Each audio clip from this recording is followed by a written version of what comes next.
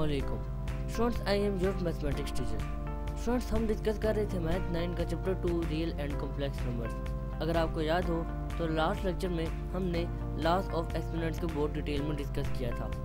Students, आज के इस लेक्चर में हम एक्सरसाइज 2.4 में लॉस ऑफ एक्सपोनेंट्स से रेलेवेंट क्वेश्चंस को सॉल्व करेंगे। तो स्टूडेंट्स, आइए शुरू करते हैं।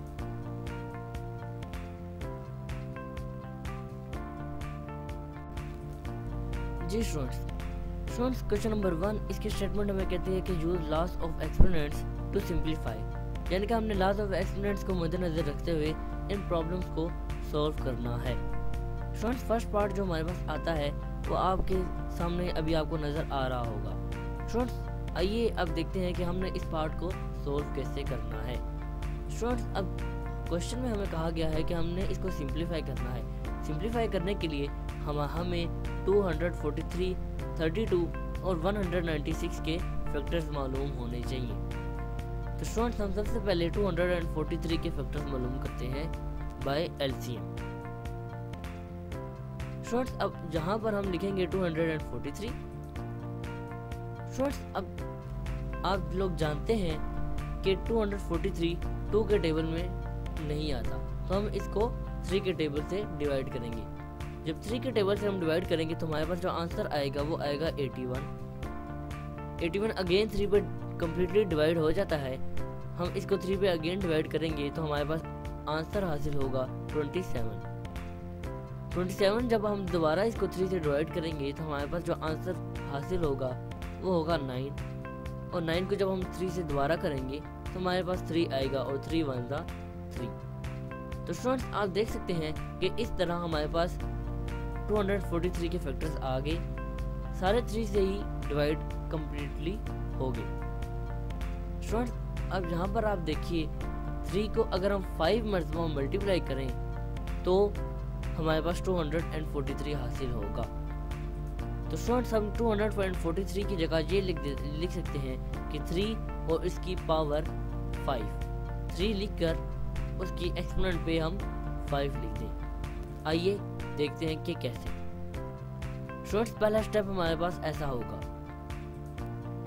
स्टूडेंट्स, यहाँ पर आप देख सकते हैं कि 3 की पावर हमने 5 लिख दी और -2/3 एज इट इज आ गया। स्टूडेंट्स, इस डॉट का मतलब आप बखूबी जानते हैं कि इस डॉट का मतलब है मल्टीप्लिकेशन। स्टूडेंट्स, इसी तरह ही जैसे अभी हमने 243 के फैक्टर्स बनाए, आप 32 के फैक्टर्स बनाए तो आपको मालूम होगा कि 32 के फैक्टर्स 2 को अगर हम 5 टाइम्स मल्टीप्लाई करें तो हमारे पास 32 आ जाता है। इसलिए 2 की पावर 5 भी यहाँ पर लिख दी, और होल पावर -1/5 जैसे कि हमें क्वेश्चन में गिवन था। स्टूडेंट्स, अब ये स्टेप थोड़ा सा क्रिटिकल है। स्टूडेंट्स, ये देखिए, अगर आप कैलकुलेटर पे √196 को सोल्व करें तो आपके पास आंसर आएगा 14, यानी कि अगर हम 14 का स्क्वायर ले लें तो हमारे पास 196 आएगा। स्टूडेंट्स, अगर यहाँ पर -1 ना होता तो हमारे लिए ये बहुत आसान होता। हम करते क्या, हम डायरेक्ट कैलकुलेटर पे √ के साइन लिखते, उसमें 196 लिखते और हमारे पास 14 आंसर आ जाता। लेकिन यहाँ पर हमारे पास 196 की जो पावर दी है वो नेगेटिव में है, वो -1 है। इस वजह से हम √ को सोल्व नहीं कर सकते। तो स्टूडेंट्स, यहाँ पर देखिए, हमने यहाँ पर 14 का स्क्वायर ले लिया और 14 के स्क्वायर की होल पावर -1 है। और स्टूडेंट्स, आप जानते हैं कि जो ब्रैकेट होती है √ इस √ की जो पावर होती है वो 1/2 होती है। तो इस वजह से हमने 14 का स्क्वायर लिया, फिर उसकी होल पावर -1 ले ली, और इस सब की होल पावर हमने 1/2 ले ली। स्टूडेंट्स, अब हम नेक्स्ट स्टेप की तरफ मूव करेंगे। नेक्स्ट स्टेप में ये जो पावर्स हैं स्टूडेंट्स, ये अब हम आस्ता आस्ता इस क्वेश्चन के हर स्टेप में लॉस ऑफ एक्सपोनेंट्स अप्लाई करते चले जाएंगे। स्टूडेंट्स, यहाँ पर अगर आप देखें तो आपको मालूम होगा कि ये 5 इससे मल्टीप्लाई हो रहा है। तो हमने करना क्या है, हमने डायरेक्ट नेक्स्ट स्टेप में 3 बेस है और 5 को हमने इसकी होल एक्सपोनेंट से मल्टीप्लाई कर दिया। इसी तरह ही हमने 2 के साथ भी किया और इसी तरह ही हमने 14 के साथ भी किया, जैसा कि आपको नज़र आ रहा है। स्टूडेंट्स अब आप जानते हैं कि ये 5 और ये 5 यहाँ से कैंसिल हो जाएंगे। इसी तरह ही ये 2 और ये 2 भी यहाँ से कैंसिल हो जाएंगे। हमारे पास बचेगा क्या, आइए देखते हैं। स्टूडेंट्स ये 5 जब इस 2 से मल्टीप्लाई हुआ तो -10/3, 3 की होल पावर -10/3 आ गई। ये 5 जब इस 5 से कैंसिल हुआ तो हमारे पास जो 2 की पावर आई वो 2 पावर -1 आई। और अगेन जब ये 2 इस 2 से कैंसिल हुआ तो ये 1 -1 multiply by 1 is equal to -1। 14 की पावर इस तरह हमारे पास -1 आ गई। अब नेक्स्ट स्टेप में मोर सिंप्लीफिकेशन होगी। स्टूडेंट्स अब हमने इस 2 को यहाँ से ख़त्म करना है। इस 2 को यहाँ से ख़त्म करने के लिए नेक्स्ट स्टेप में हम करेंगे क्या, आप जानते हैं कि 2 7 14 होता है। अब होल पावर जो है वो 14 की खाली -1 है, तो 2 पावर -1 मल्टीप्लाई बाई 7 पावर -1 हमारे पास जो होल आंसर आएगा वो 14 पावर -1 आएगा। इसलिए हमने इसको फैक्टर्स कुछ इस तरीके से लिख लिए। अब स्टूडेंट्स यहाँ पर मोर सिंप्लीफिकेशन होगी। 2 पावर -1 2 पावर -1 से कैंसिल हो जाएगा और हमारे पास जो न्यूमिनेटर में आएगा वो 3 रेज़ टू द पावर -10/3 और divided by 7 raise to the power -1, कुछ इस तरीके से। स्टूडेंट्स आइए अब नेक्स्ट पेज पर जाते हैं और इसको फर्दर सिंप्लीफाई करते हैं। स्टूडेंट्स उससे पहले एक स्टेप देख लीजिए। स्टूडेंट्स मैथमेटिक्स में जब भी हम मैथ को डिस्कस करते हैं, जो पावर हमारे पास माइनस में होती है उसको हम कोशिश करते हैं कि उसको हम किसी तरीके से भी पॉजिटिव की तरफ ले आए। स्टूडेंट्स अब यहाँ पर देखिए, यहाँ पर 3 की भी पावर माइनस में है और 7 की भी पावर माइनस में है। इस वजह से हमने इस पूरे फ्रैक्शन का रेसिप्रोकल ले लिया। रेसिप्रोकल लेने की सूरत में 7 ऊपर चला गया और उसकी पावर -1 +1 होगी, उसको लिखने की ज़रूरत नहीं। और 3 की पावर जो माइनस थी उसको जब हम नीचे लेकर आए वो पॉजिटिव में चेंज होगी। स्टूडेंट्स आइए अब देखते हैं कि फर्दर इसमें क्या सिम्प्लीफिकेशन हो सकती है। स्टूडेंट्स लास्ट स्टेप सोल्व करने के बाद हमारे पास जो आंसर आया था उसको हम अब फर्दर सोल्व करेंगे। स्टूडेंट्स अब हमारे पास जो आंसर आया था वो था 7 डिवाइडेड बाई 3g। 3 की जो एक्सपोनेंट थी वो 10/3 थी। स्टूडेंट्स अगर आपको याद हो तो वो जो फ्रैक्शन अभी हम डिस्कस करके आए वो फ्रैक्शन थी जी, वो एक्सपोनेंट फॉर्म की फ्रैक्शन थी। स्टूडेंट्स अगर इस स्टेप में हमने एक्सपोनेंट को रेडिकल फॉर्म में कन्वर्ट कर दिया। कैसे? स्टूडेंट्स हमारे पास जो एक्सपोनेंट थी वो 10/3 थी। अगर हम 3 को होल क्यूब रूट ले लें तो हमारे पास ये एक रेडिकल फॉर्म में कन्वर्ट होगी। अब स्टूडेंट्स यहाँ पर हम करेंगे क्या, आप देख सकते हैं कि अब हमारे पास जो सूरत आई है वो 7 divided by whole cube root और 3 की पावर 10 है। स्टूडेंट्स 3 की पावर 10 को मैं कुछ इस तरीके से भी लिख सकता हूँ, 3 की पावर 9 मल्टीप्लाई बाई 3 की पावर 1। बेसिक सेम है, अगर हम इसको मल्टीप्लाई करें तो हमारे पास जो आंसर आएगा वो आप जानते हैं कि 9 + 1 जब बेसिक सेम हो और वो मल्टीप्लाई हो रही हो तो उनकी पावर्स ऐड हो जाती हैं। 9 + 1 अगेन हमारे पास 3 की पावर 10 आ जाएगी। हमने इसको इस सूरत में लिख लिया। स्टूडेंट्स अब जो क्यूब रूट है वो खाली 3 पर एज इट इज रहेगा और जो 3 पावर 9 है इसमें जो क्यूब रूट रहेगा उसको हम एक्सपोनेंशियल फॉर्म में कन्वर्ट कर लेंगे। स्टूडेंट्स उससे पहले ये स्टेप देखिए, जो जैसा कि मैंने स्टूडेंट्स आपको बताया कि क्यूब रूट 3 पे एज इट इज रहेगा और जो 3 पावर 9 पे पूरा क्यूब रूट था उसको हमने एक्सपोनेंशियल फॉर्म में लिख दिया। उसको हमने 9 से मल्टीप्लाई कर दिया 1/3। अब स्टूडेंट्स यहाँ पर 3 9 से कट होगा और 3 की होल पावर हमारे पास क्यूब आ जाएगी कुछ इस तरीके से। 7 डिवाइडेड बाई 3 की पावर क्यूब और 3 का क्यूब रूट।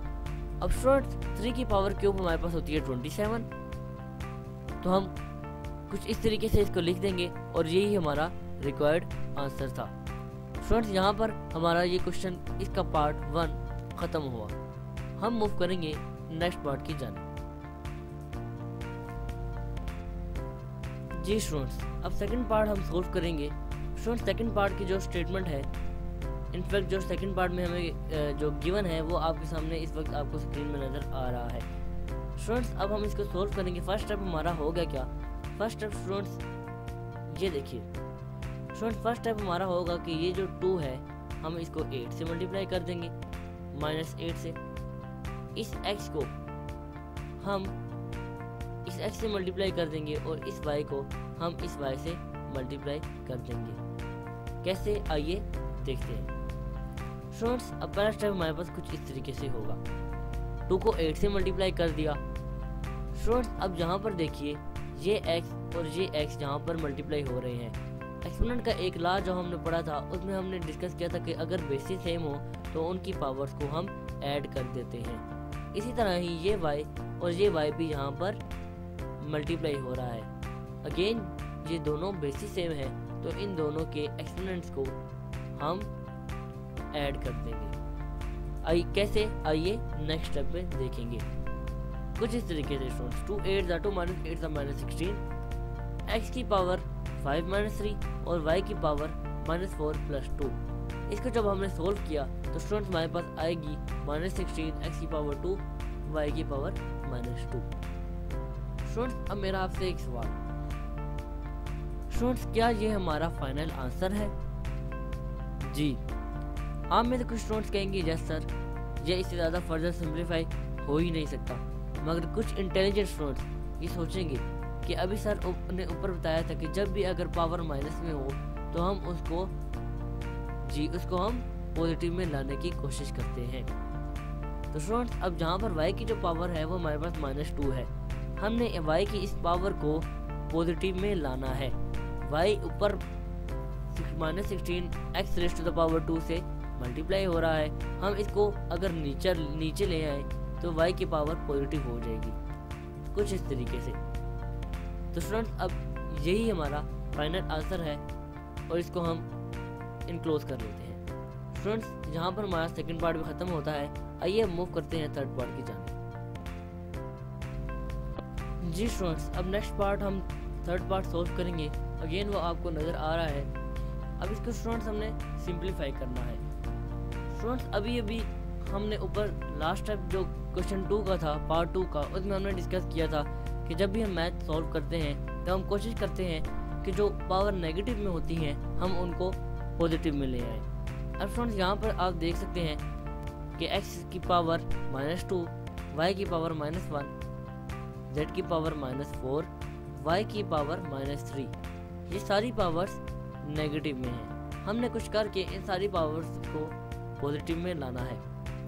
स्टूडेंट्स अब पॉजिटिव में लाने के लिए अगर मैं x को और z को नीचे ले आऊं, जी स्टूडेंट्स अगर मैं x और z को नीचे ले आऊं तो जो हमारे पास पावर हो जाएगी वो हमारे पास पावर पॉजिटिव में आ जाएगी। और स्टूडेंट्स मैं अगर y -3 को ऊपर ले जाऊं तो हमारे पास जो पावर y की आ जाएगी वो पॉजिटिव में आ जाएगी, कुछ इस तरीके से।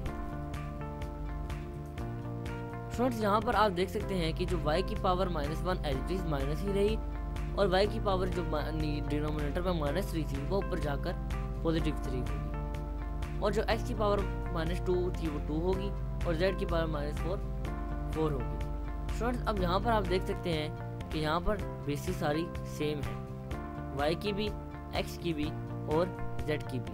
तो इनकी पावर्स को हम सिंप्लीफाई करेंगे ऐड करके, कुछ इस तरीके से। y की पावर को हमने ऐड कर लिया x की और z की। स्टूडेंट्स अब y की पावर जो हमारे पास आएगी वो 2 आएगी, x की 6 और z की 4। तो हम ये लिख लेते हैं कुछ इस तरीके से। स्टूडेंट्स हमने यहाँ तक अपने पार्ट को सॉल्व कर लिया। अब स्टूडेंट्स हमने करना क्या है, हमने आप देख सकते हैं स्टूडेंट्स कि y² divided by x power 6 multiply by z power 4। Students अब इसकी होल पावर हमारे पास -3 है। अब ये होल पावर का मतलब ये होता है कि जो -3 है ये इस फ्रैक्शन के अंदर मौजूद सारे नंबर से, सारे वेरिएबल्स की पावर से ये मल्टीप्लाई हो जाएगी, कुछ इस तरीके से। अब स्टूडेंट्स जब हम इसको फर्दर सिंप्लीफाई करेंगे तो 2 -3 -6 हो जाएगा -3 6 -18 और -3 4 -12, कुछ इस तरीके से। स्टूडेंट्स, अब क्या ये हमारा फाइनल आंसर है? The answer is no. यहाँ पर अब फ्रैक्शंस में जितने भी वेरिएबल्स हैं उन सारी वेरिएबल्स के पावर्स हमारे पास नेगेटिव है, तो हम सिंप्लीफाई करेंगे इसको, हम इसका रेसिप्रोकल ले लेंगे कुछ इस तरीके से।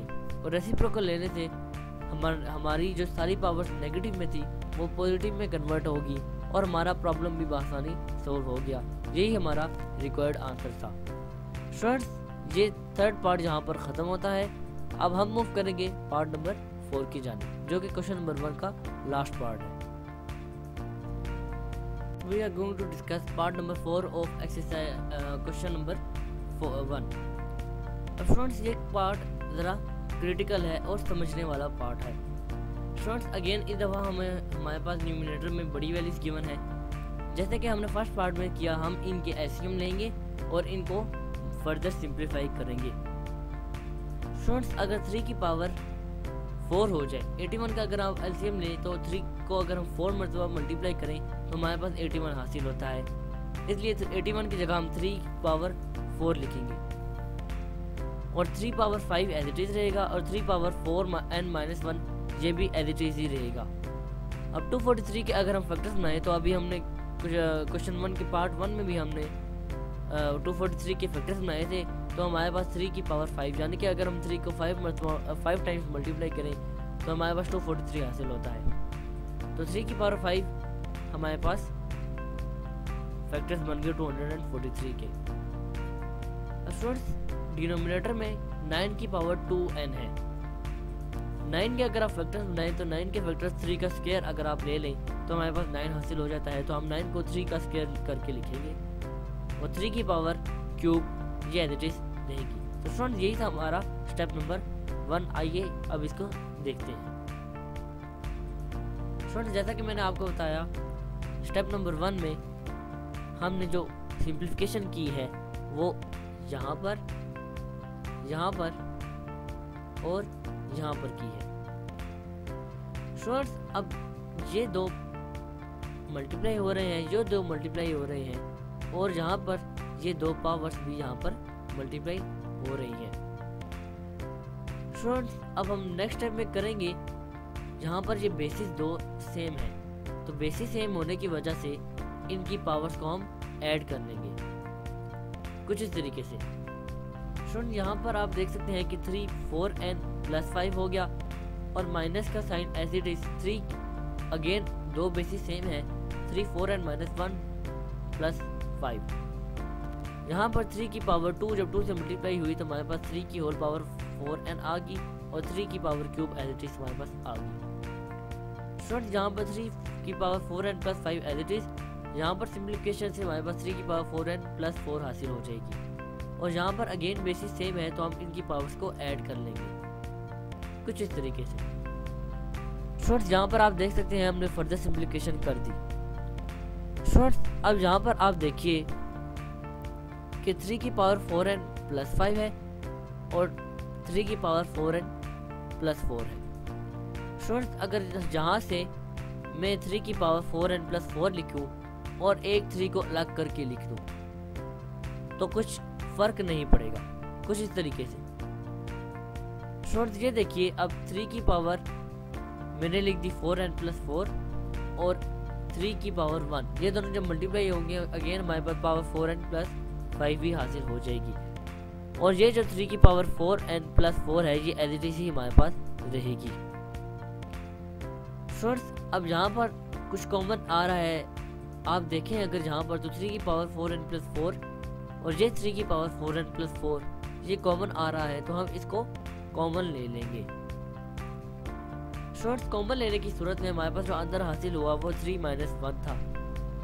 अब स्टूडेंट्स, ये 3 की पावर 4n+4 और 3 की पावर 4n+3, स्टूडेंट्स ये बेसिस सेम है तो इनकी पावर्स को हम जी ऐड कर देंगे। ये 3 की पावर्स यहाँ पर पॉजिटिव है, जब हम 3 को ऊपर लेकर जाएंगे तो इसकी पावर्स भी हमारे पास नेगेटिव हो जाएंगी कुछ इस तरीके से। स्टूडेंट्स अब आप यहाँ पर देख सकते हैं कि ये जो 3 की पावर है 4n plus 4 as it is रही और ये -4 प्लस -3 होगी, क्योंकि यहाँ पर 4n प्लस 3 थी, जब ऊपर गई तो पावर नेगेटिव होगी। अब ये 4n और ये 4n यहाँ से कैंसिल हो गया और 4 - 3 हमारे पास 1 बच गया। 3 की पावर 1 मल्टीप्लाई बाय 2 और 3 2 हमारे पास 6 होता है और यही हमारा रिक्वायर्ड आंसर था। स्टूडेंट्स इस पार्ट के साथ हमारा क्वेश्चन नंबर 1 भी एग्जाम को पूछता है। अब हम मूव करेंगे क्वेश्चन नंबर 2 की जानिब। जी स्टूडेंट्स अब हम क्वेश्चन नंबर 2 को डिस्कस करेंगे। स्टूडेंट्स क्वेश्चन नंबर 2 की स्टेटमेंट आपको अभी स्क्रीन में नजर आ रही है। स्टूडेंट्स अब हम इसको सिंप्लीफाई करेंगे। अब क्वेश्चन में हमें कहा गया है कि हमने लेफ्ट हैंड साइड को राइट हैंड साइड में कन्वर्ट करना है। हमने बताना है कि ये इक्वेशन लेफ्ट हैंड साइड इसकी राइट हैंड साइड के इक्वल है। तो हम सॉल्यूशन में सबसे पहले इसकी लेफ्ट हैंड साइड को लेट करेंगे। स्टूडेंट्स अब यहाँ पर आप देखिए कि x की power a divide by x की पावर b है। स्टूडेंट्स यहाँ पर दोनों डिवाइड हो रहे हैं और दोनों की बेस सेम है, x सेम है। अब x को अगर मैं ऊपर ले जाऊँ तो बेसिस सेम होने की वजह से पावर ऐड हो जाएंगी। x की पावर जब ऊपर जाएगी तो वो b यहाँ पर पॉजिटिव है, जब ऊपर जाएगी माइनस हो जाएगी और बेसिस सेम होने की सूरत में जब हम इन दोनों को ऐड करेंगे तो हमारे पास x की जो पावर आएगी वो a - b आएगी। यहाँ पर x की पावर a - b, यहाँ पर x की पावर b - c और यहाँ पर x की पावर c - a। तो स्टूडेंट्स इस तरह हमारा क्वेश्चन बहुत ही आसान हो जाएगा। स्टूडेंट्स अब हम नेक्स्ट स्टेप पे यही अप्लाई करेंगे, बिल्कुल ऐसे ही जैसे कि मैंने आपको बताया, बिल्कुल नेक्स्ट स्टेप में वही होगा। अब स्टूडेंट्स यहाँ पर x की power a - b a plus b multiply हो जाएंगी, b - c b plus c भी मल्टीप्लाई हो जाएंगी और c - a c plus a की ये दोनों भी आपस में मल्टीप्लाई हो जाएंगी कुछ इस सूरत में। अब स्टूडेंट्स यहाँ पर आप देख सकते हैं कि स्टूडेंट्स अब यहाँ पर एक फार्मूला अगर आपको याद हो a² - b² equal to a plus b into a - b। Students ये फार्मूला इस केस में आपको याद होना चाहिए। स्टूडेंट्स ये a इस a से मल्टीप्लाई होके a² और ये b इस b से मल्टीप्लाई होके b - b²। इसी तरह ये b इस b से मल्टीप्लाई होके b² और ये -c इस c से मल्टीप्लाई होकर -c²। सेम केस यहाँ पर भी c से मल्टीप्लाई होके c² और -a से मल्टीप्लाई होके a²। स्टूडेंट्स यहाँ पर x की पावर a² - b², यहाँ पर x की पावर b² - c² और यहाँ पर x की power c² - a² power same नहीं है मगर बेसिस सेम है और मल्टीप्लाई हो रही है। बेसिस सेम होने की सूरत में हम इनकी पावर्स को ऐड कर लेंगे और इस तरह हमारा क्वेश्चन बहुत आसानी से सिंप्लीफाई हो जाएगा। ये है हमारा प्लान इस पार्ट को, इस क्वेश्चन को इनफैक्ट सोल्व करने के लिए। अब नेक्स्ट स्टेप में हम यही करेंगे जैसा कि मैंने आपको बताया, बेसिस सेम पावर्स को हमने ऐड कर लिया। अब फ्रेंड्स ये a² इस a² से कट हो जाएगा, ये b² इस b² से कट हो जाएगा और ये c² इस c² से कट हो जाएगा। कट होने की सूरत में x की पावर हमारे पास कोई भी नहीं बचती, तो x की पावर हम लिखेंगे x रेशन का पावर 0।